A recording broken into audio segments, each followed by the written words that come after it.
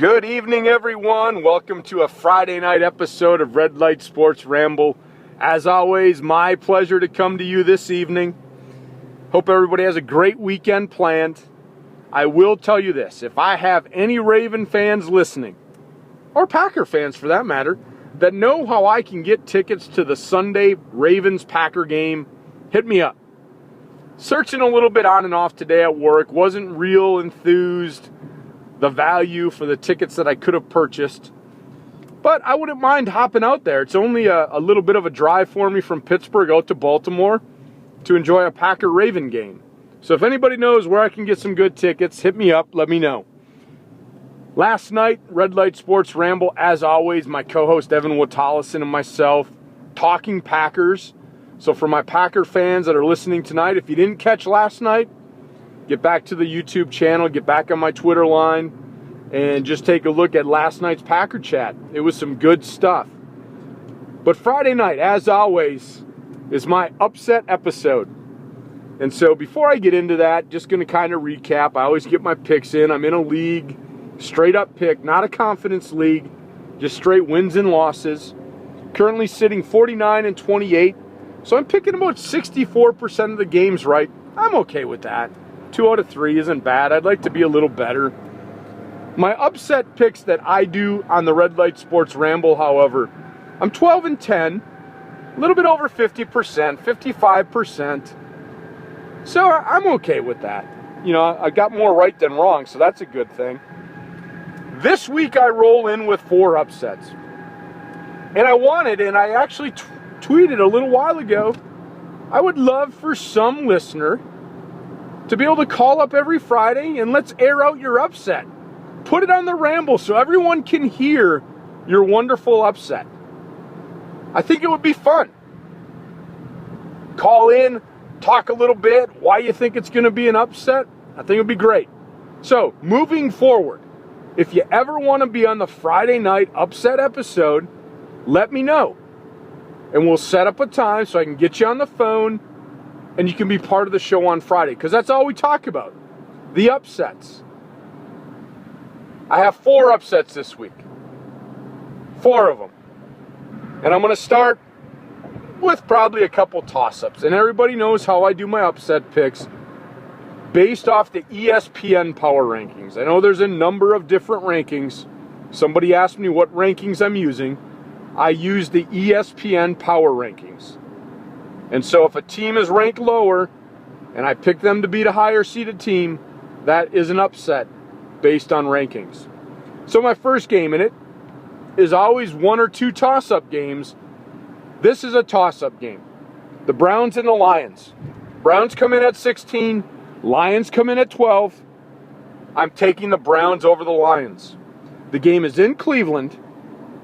And we all know that the Lions have some miserable road woes. They play a lot different on the road. They're not as good on the road. That was a huge factor when I picked the Browns in this game. Browns have been playing very good. I think last week, if the Browns can do the same thing the Packers did, and that's run right up the middle with McGahee, and he has come out after being signed by the Browns after the Richardson trade, and he is running like he wants everyone to say, look what you missed out on. He ran very hard last Thursday. And he was pounding it. So, I think if the Browns can continue that, just like the Packers did, they'll have some success. Now, my only concern is Whedon is back in as the starting quarterback because now Hoyer is hurt. And all my loyal listeners know I'm not a Brandon Whedon fan. But I think if they can establish the run game, they should be okay offensively. Now, defensively, exactly the same. They're going to have to contain Reggie Bush. And again, I think the Packers did a great job. And if the Browns can blueprint that and make Stafford one-dimensional, that's when the Lions are not as good. When you have to rely just on the arm of Stafford, he will start slinging the ball and making mistakes. which leads me to the health of Johnson. If Calvin Johnson can play, is he even going to be 100%?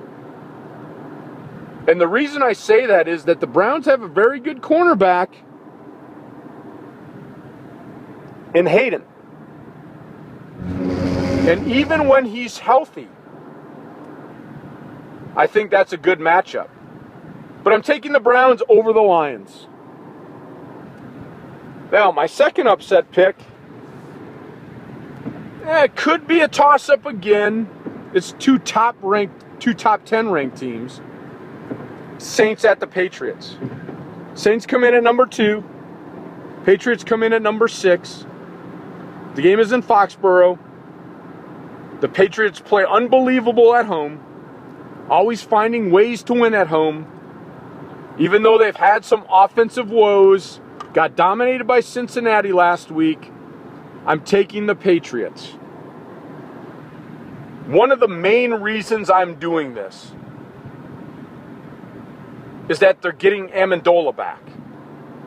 And Edelman has been serviceable here in the first 5 games. But there hasn't been that complement, and I think that's part of the problem Brady's having. He doesn't have multiple weapons, or he doesn't trust his multiple weapons. Still not going to have Gronk back. He wasn't cleared to play today.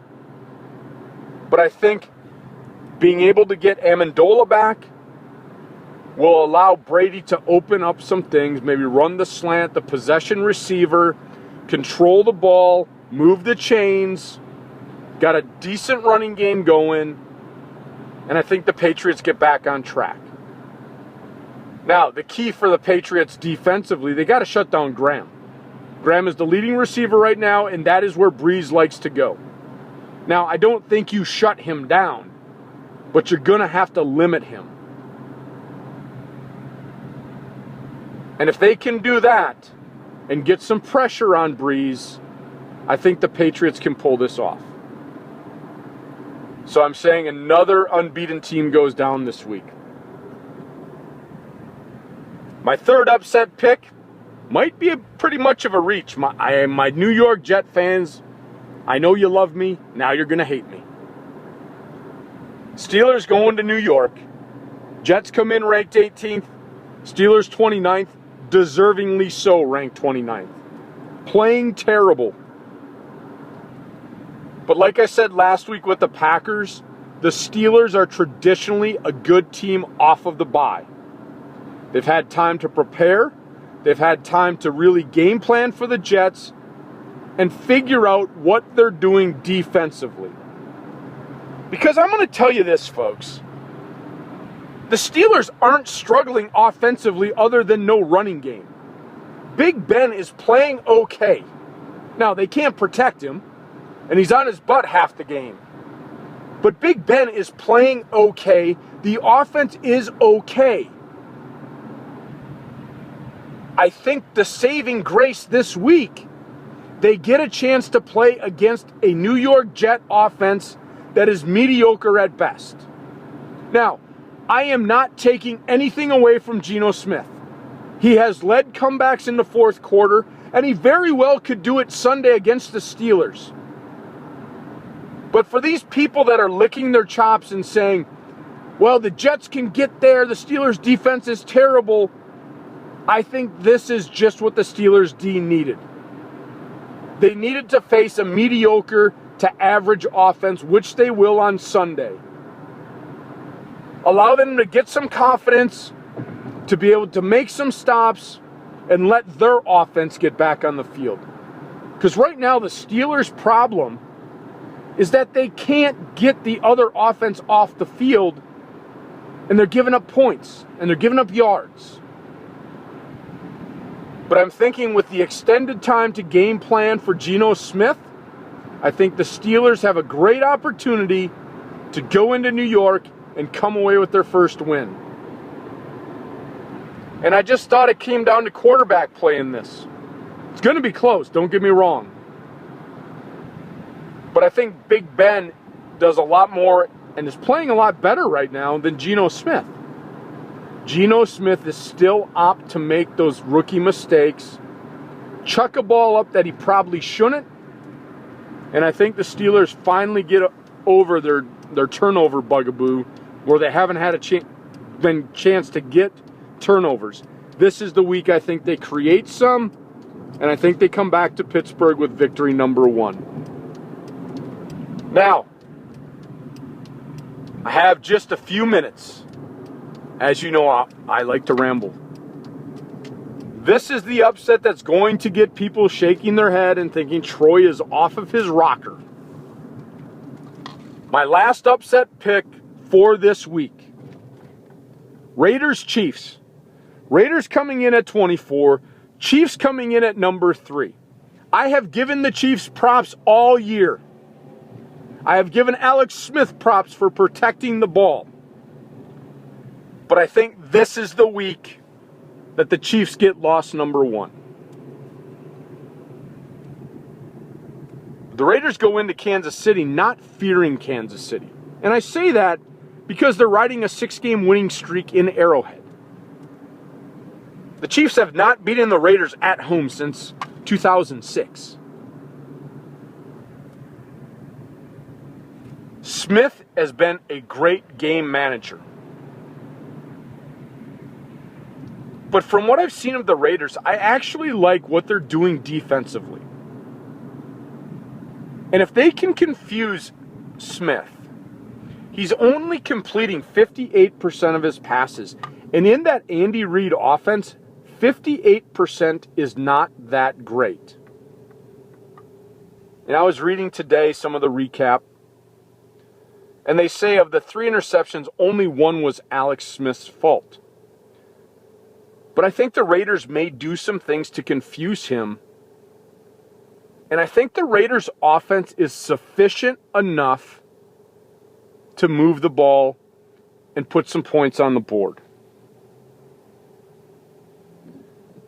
I think the Raiders need to give the Chiefs a lot of read option. The Chiefs like to get after the quarterback. And if we go back to the week 1, I see a lot of similarities between the Colts defense and the Chiefs defense as far as scheme goes. And if you're going to go with a rush to put pressure, it may allow Pryor to get outside if you don't contain him. And so when I was breaking it down, I think this is a great opportunity for the Raiders. All the pressure is on the Chiefs since they're 5-0. The pressure's on them. They haven't beaten the Raiders 6 years in a row. I think the Raiders do enough and cause a mistake from Smith. Very rare mistake that's going to allow the Raiders to continue that win streak in Arrowhead. So there are my picks, folks. Taking the Browns over the Lions, Patriots over the Saints, Steelers over the Jets, and my eye-opener, the Raiders over the Chiefs. With that said, folks, I hope you all enjoy your weekend. I'll see you at the next red light. Talk to you soon.